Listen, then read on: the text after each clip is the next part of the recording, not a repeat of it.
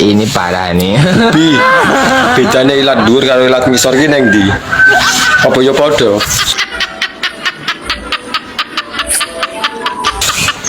Ditekoni yo malah kayak jangkrik upo ngono, cak cek. Gak ya.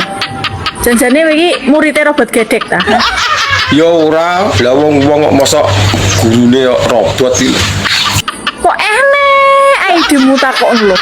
Tara yo ora roh yo sak lumrahe nek tekok. Wingi takok rambut dhuwur karo rambut ngisor.